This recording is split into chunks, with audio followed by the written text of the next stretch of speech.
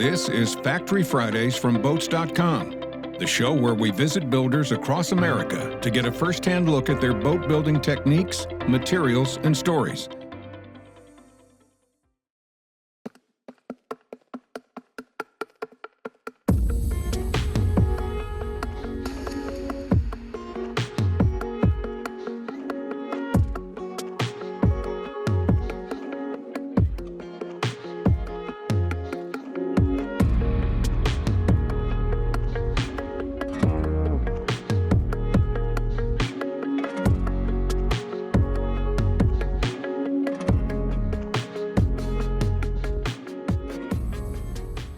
Hey guys, I'm Ryan McVinney, and welcome back to Factory Fridays by boats.com.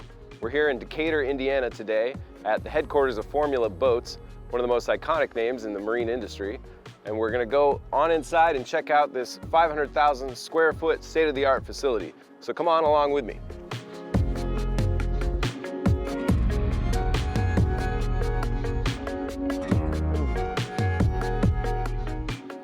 Hey Pat. Hey Ryan. Welcome to Formula Boats. Thank you. Thanks for having us. First off, this is a beautiful facility you have here. I love the natural light with the big glass that you have in the lobby. Thank you. And I'm a big vintage boat guy. I see you got a number of vintage boats here.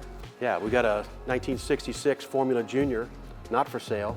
It's kind of a museum piece for us right now, but yeah, kind of where it all began. Yeah, you can see the original Formula look, right? That's awesome. So what is our first stop today? Why don't we start where it all begins? Okay. Okay? Yeah. Let's do it. Is that the design studio? Yeah, pretty much. Okay, Yeah. cool.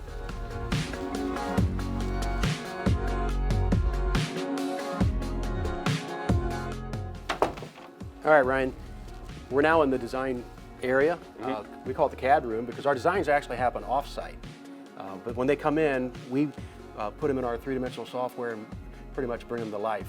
Gotcha. And your designer, John Adams. John Adams, yeah. And he's been your designer for a while. For over 50 years. Yeah. We've added one. Okay. We've added Michael Young to our design team. Okay. All right. Nice. Yeah. And then from here, when you have this all done, where does it go next? Well, we do a lot of mock-up work too, probably more than most. And it starts here, but then we'll take it out into the shop, which I'll show you in a bit. And we'll do physical mock-ups of many of the features of a boat. It's labor intensive, but you really get to feel it when it's life size. Right. Okay. In the way of a mock-up. So that's what we do next. Yeah, this is step one, and then mock-ups. Yeah. All right. Cool. Yeah. Once we get approvals, then we can start building plugs and molds and inch closer to building a real boat. But Right. It's got to start somewhere, and this is where it starts. Okay. Yeah, let's go check out step 2 then. All right, let's do that. All right.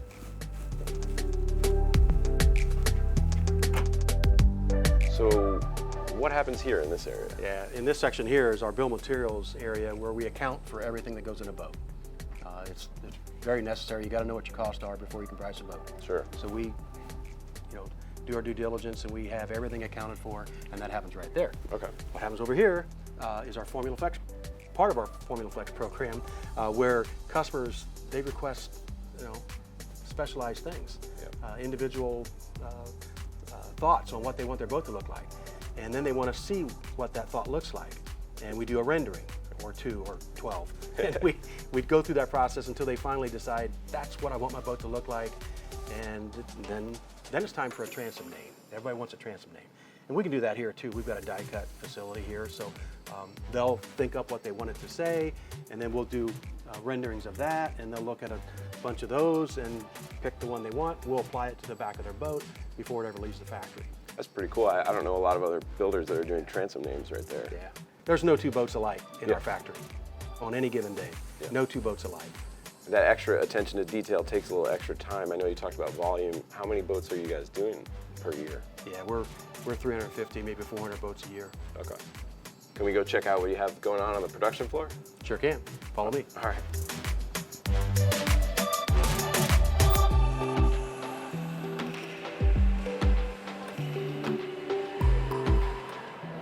Okay, so what you see here is a plug.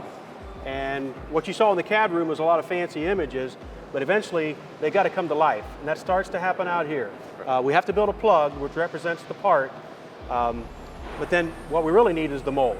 Okay. And you do a plug first, and then you do a mold, and then the mold produces all the parts that we need for all of our fiberglass parts and pieces, which some boats have a lot of fiberglass parts and pieces. Right, okay. What is the difference, for those that don't know, between like a plug and a mold, exactly? Yeah, the plug, all of our plugs are essentially wood, Yep. And they're made to take the shape of the finished part. Once we have that, we'll pop a mold off of that plug. Right. Now I've got the mold that I need that will produce all the parts that I'm going to use for all the boats. Right, okay. What I'm after is the mold. Right, so once you get the plug done, then you form the mold to the plug. Yeah, I'm done with the plug at that point. Then you're done with it, yeah. Its life is done. Okay, yeah. But there's some pretty tricky woodwork that goes into creating Yeah, absolutely. that. Yeah, a lot of sanding and cutting. And A lot of handwork. yeah, Yeah. very cool. And then where do you go from here? Let me show you. All right, let's check it out.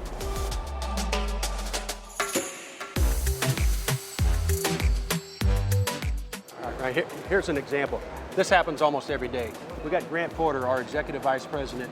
He's sweating the details and going over whatever he thinks is best with the crew out here in development, and that's going to make that even better. So that's really Grant Porter's expertise, is taking those designs from John Adams and figuring out with the guys here on the floor how to actually execute. Yeah, without a doubt. It's his strong suit. He understands what we really probably need to do, and he'll fight those little details until we get it just the way he's pretty sure it needs to be. Yep. And then that's what we do. Got it. So what's next? Let's go to engineering. Okay, let's check it out.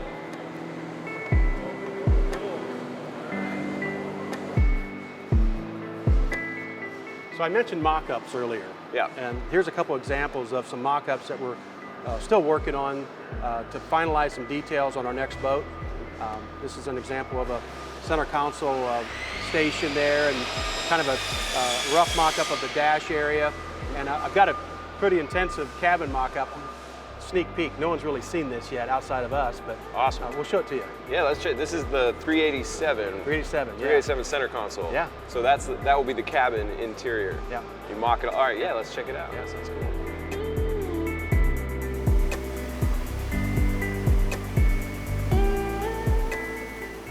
Okay, so basically we're sitting inside an entire mocked-up cabin.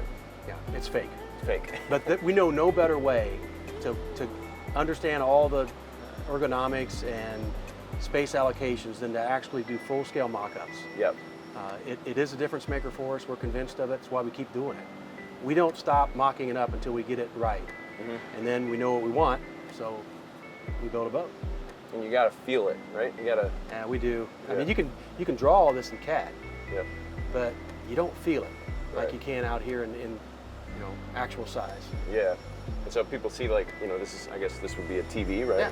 Flat screen, and you got little cardboard cutouts or speakers and the windows, your portholes, nice touches. Every detail. Yeah. It allows us to think them through too. Sometimes you think out details when you're building the boat. It's a little late to do it then. We'd much rather have those details understood ahead of when we actually try to build the first prototype. Right. And this helps with that. Got it. And so this is all part of engineering. It is. And then where do we go from here in the process? Yeah, once we finalize what we want things to look like, we'll dimension this. We'll take dimensions off. We'll start making patterns, and we'll get that stuff. Some of the substrates get cut on our CNC routers, so we'll put that stuff in the computer. But the shape will come from this original mock-up. Right. So you got the patterns from here, Yeah. based on this, and then over to the CNC machine. Yeah. Okay. Can we go check out that part next? We can. Awesome.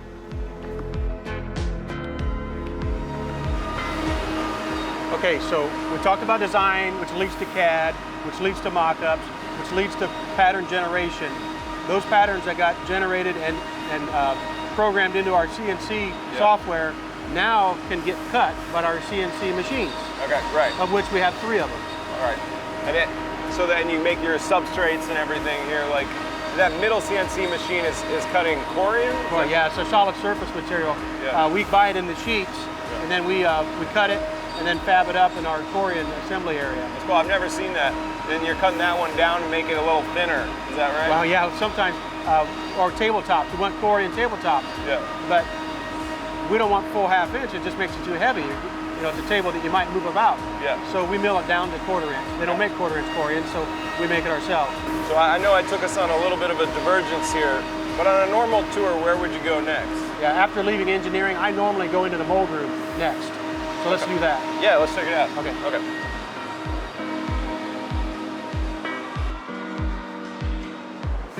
All right, so I see a lot of molds here.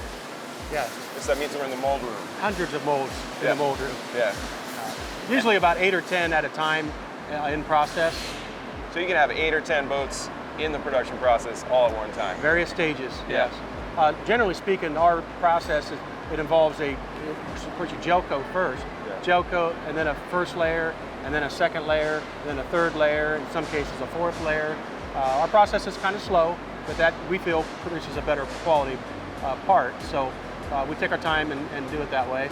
Sure. We have open face molding, we have closed molding, infusion, quite a few different things going on in this lamination department. And all that work, all that fiberglass work happens here. Yeah. Okay. And then I guess from there, we move on to lamination and assembly. Yeah, exactly. All right. We've got a lot to cover, so. Yes. Let's get hopping. All right.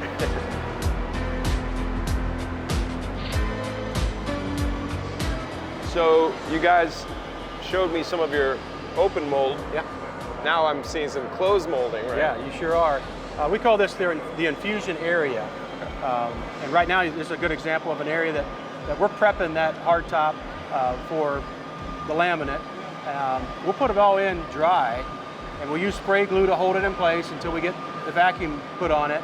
But once that's done, we'll vacuum it, and then we'll start drawing the resin through the laminate, which is done right here. Yeah, okay.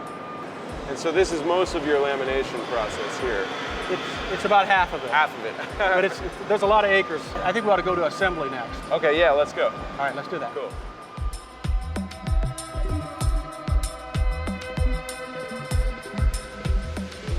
So, I want you to meet Angie. Hey, Angie. Hi, nice to meet you. Nice to meet you. Angie, how long have you been here? I've been here almost 17 years. 17 years. Yep. Wow. What are you working on? I am working on a 330 leg. 330 leg? Legs, they're attached to the hardtop, and then the legs are also attached to the boat itself. Okay. It supports the hardtop. We do first layer and second layer small parts, so all the parts that you see inside our boats, we build back here. You've been here a while, so it must be a good job. You like working at Formula? Yes, I do. In fact, I only live a couple miles away, so it's just close to home, and it's good money. Awesome, awesome. Well, we've got so much to see here, but thanks for taking the time. Yes, thank you. Appreciate it. Thanks, Angie. Thank you.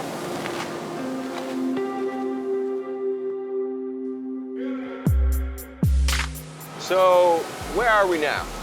We're in subassembly now, and what we do in subassembly is we build as much of the boat offline as we can, down to the nitty-gritty. We're really trying to build everything complete here, and then we'll lift it up and put it in the boat. So this subassembly area feeds both south assembly and north assembly. I see. And on the south side of the assembly, you have the smaller boats moving on up to the bigger in the north, is that right? Exactly. Yeah. Okay. We'll put all the wiring, all the plumbing, every outlet, every sink, faucet, door, whatever we can mount in subassembly, we will. Yeah. And then we'll use our overhead hoist to lift that assembly up and lower it down into the hull. All right, so from subassembly, where are we going to head next? Let's go look at some big boats. Yeah, sounds North good. assembly. All right, cool.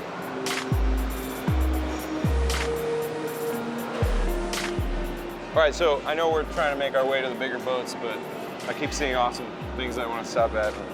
We're talking about heavy items that you guys are assembling. This is a great example. This is the entire starboard side of a boat down to the cabin, and the only thing left to put on here is some cushions, I think. So, yeah, we'll wheel that over to the north side, and we'll lift it up and lower it down in and hook up some wires and some plumbing, and that side of the boat will be done. Wow, cool. All right, let's keep going. Okay.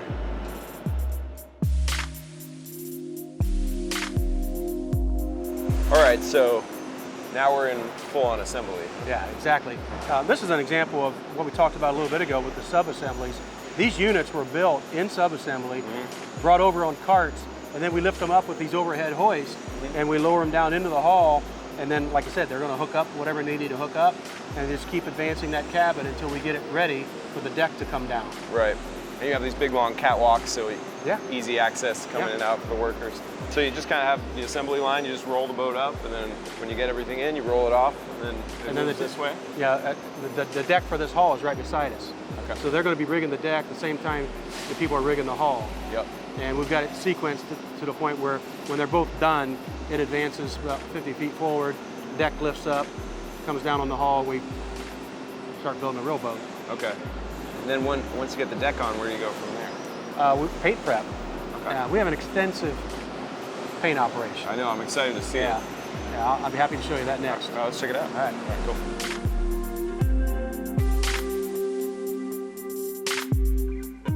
Okay, now we've come to an area that we refer to it as paint prep. And yeah, this happens to be an example of how crazy we can get sometimes around here.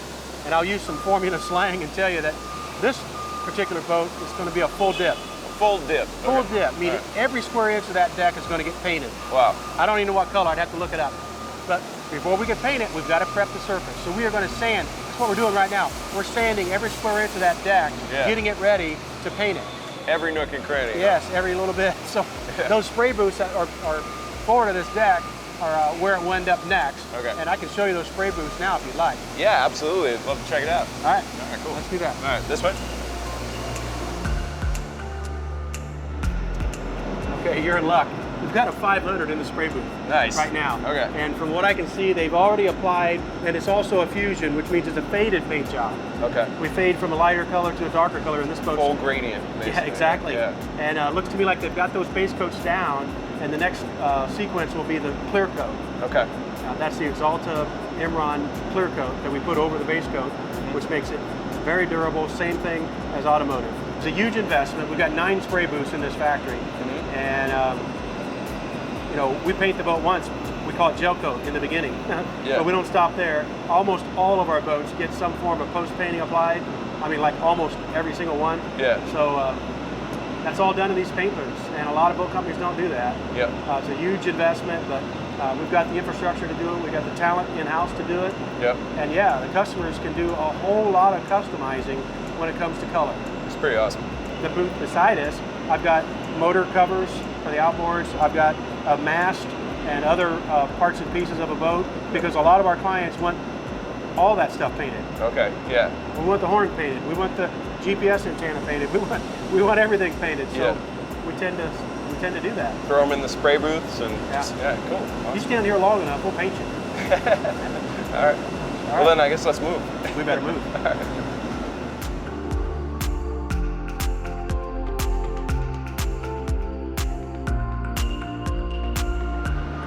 So what completes the painting process, once it comes out of the booth, we then sand it down to take care of all the orange peel, and then we buff it and go through all the detailing that we do. We've always wanted to find a paint that we didn't have to do that to. And the paint people that produce paint told us, we do, but you guys want show car quality paint jobs. And all show cars are sanded and buffed. Right, okay. So that's why you guys resort to that, because that's your demand. You got to and do I'm it, like, okay. All right. So that's what we do. Yep.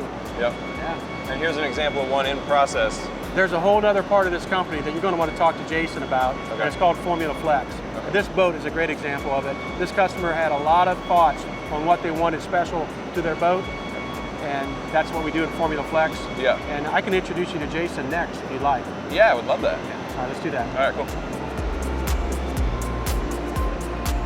All right, everyone. Pat just introduced me to Jason here. He's going to tell us a little bit about the FormulaFlex program. We're standing on a 400 SSC, right, Jason? Right. Yeah, FormulaFlex gives an opportunity for our customers to customize the boat to their individual tastes and preferences.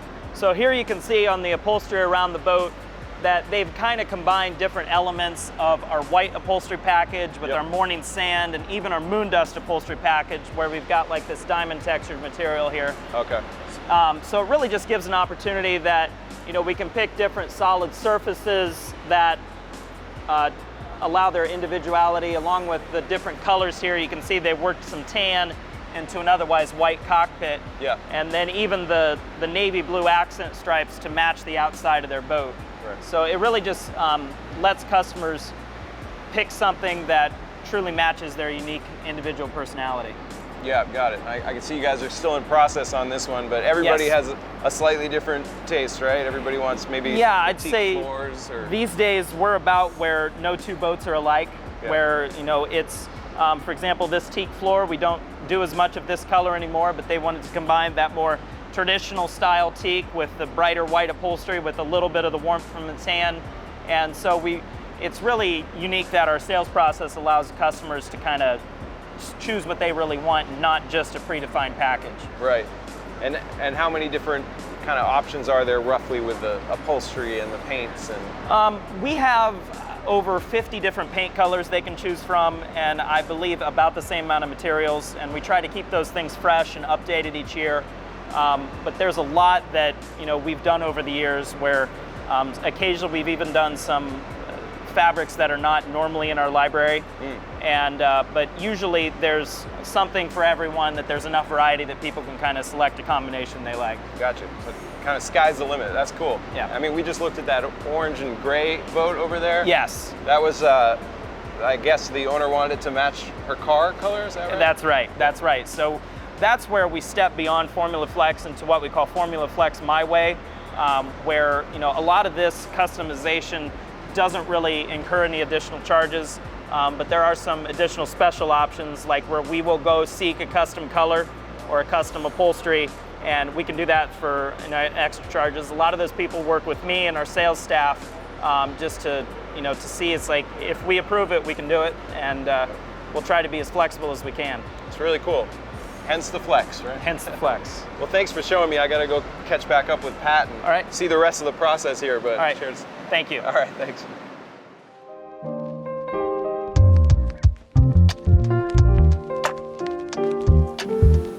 So Ryan, we've now come to another area, kind of like the subassembly area. We call this one upholstery. What happens is our raw materials come in usually in roll form, and then we've got brand new machines. Yeah, I was gonna say, it looks... Last Monday, this thing got installed. It's shiny, man. It's pretty new. So anyhow, we got along the lines of the prototyping of patterning that we did way back in the engineering area. We do that same thing with upholstery. Okay. And we insert it into the CNC software, and then it comes up to this machine, and as you can see, it's programmed to cut certain shapes and all that kind of stuff, and then the product is fed off to these offloading tables, and then they'll take those bits and they'll put them in these tubs, and those tubs go to certain sewers. Okay. And we'll show you the sewing area next, but Yeah. they'll sew it together, and it'll take the form of a seat skin, we'll call it. Right, okay. More formula slang. Yeah. And then we'll go downstairs and I'll show you what we do with that also. Okay. Yeah, let's check it out. Okay. Amber, how you doing today? Hi, good. Good. This is Ryan. Why don't you Hey, tell, Amber. Hi. Nice to meet you. Nice to meet you. Yeah. tell Ryan what you're working? I am measuring Velcro for the Super Sport crossover curtains. Oh, nice. Okay. Is that what you exclusively do? Is focus just on that part? No, normally, actually, I sew canvas. Okay. So the cockpit covers and the bow covers and all the bags that go into making our great boats. Wow. Everything by hand, huh? Yes. That's awesome. How long have you been doing this here? Later this year will be my 9th anniversary. Wow. Congrats. Yes, thank you. Yeah. Awesome. All right, Amber. Well, thanks for talking with us. We're gonna go see what they do downstairs. Let you finish your work here. Okay. Yep. Have a good day. All right, dude. See.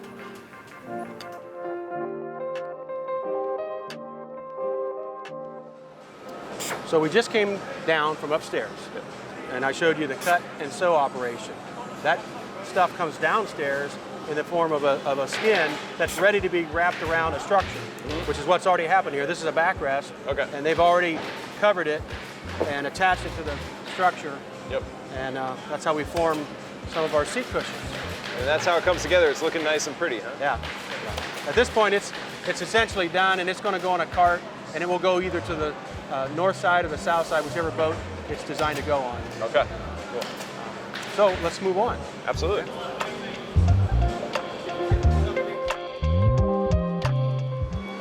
All right, Ryan, we're getting close to the end of the tour now. Okay. One of the last things we do in the boat building process is actually, it involves testing. In this case, what we call test tank. Yep. We float the boats, we strap them down we'll run every system on the boat that's possible to run. You know, engines, generators, air conditioners. We're making sure everything flows the way we want it to. We're testing, obviously, if there's any leak. We have water testing that goes on top side as well to simulate rain. Oh, okay. But we want the boat to be as turnkey ready as possible. Right. And the test tanks play a big role in that, because I think we've got 7 test tanks, and that's very, very, very beneficial for boat building. Yeah. So you get the engines up to running temperature, make sure the bilge is running, everything is A-OK before it goes off. Yeah, after the test tank, all that's left is some final detailing, final cleaning, final inspection, as we call it. But generally speaking, most things are already caught by the time it gets to the next stage. And then the boat's done. And we cover them up and load them up on a transport, and they head out. That's the end of it, huh? That's the finished product. One of the other things I'd like to kind of close on is, I get asked this all the time. You know, what's the secret to formula success? Just kind of a general question. And I've answered that question so many times, I basically got it summarized in this fashion. I refer to it as the plant, the product, and the people. The plant, and oh, by the way, you've seen most of the plant now. You may have noticed that we've got windows around the entire perimeter. Yeah, I did notice. Factories don't do that. No, that's. Vic Porter demanded, when this facility was built, that there be windows all the way around so his employees could see out. He didn't want them to feel like they were working in a steel box. Right. And it's not lost on the employees. They enjoy being able to see the weather. In this case, this is our north view. We see deer quite frequently walk through that woods. Awesome. So that's kind of cool. The plant, it was designed to build boats. So the flows are there. Everything's kind of where you'd like it to be. It's not some reformed building that was something else before. It was designed as a boat factory, so it works really well for us. And we got to keep it safe, got to keep it clean, but it's still just a building.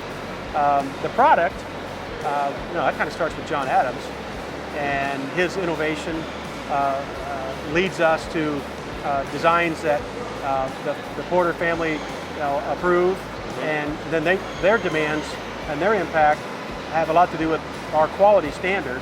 They set the stage for that a long time ago. So then the people that build the boats have to execute all the quality that Porters expect in fulfilling John's designs. So that kind of takes care of the product. Then you're left with the people. And we are fortunate to manufacture boats in the Midwest. The Midwest work ethic works for us very well. We enjoy a very low turnover rate, something below 5%. And I think the culture of high quality, on time, works here in Decatur, Indiana. And that, to me, is what makes formula special. I like that. That's the equation behind the perfect formula. Yeah, I think so. Yeah, it's a plant, product, people. Yeah, we really like our culture. And we work hard to hold that culture that we've got, and wouldn't trade it. Wouldn't trade it. I mean, we saw some guys playing frisbee. At break time. At break time, of course. 10 minutes. Really enjoyed it. My pleasure. All right, everyone, and there you have it. That is how Formula boats are built. It's been a pleasure. I hope you've enjoyed watching this episode, and we'll see you next time for another episode of Factory Fridays.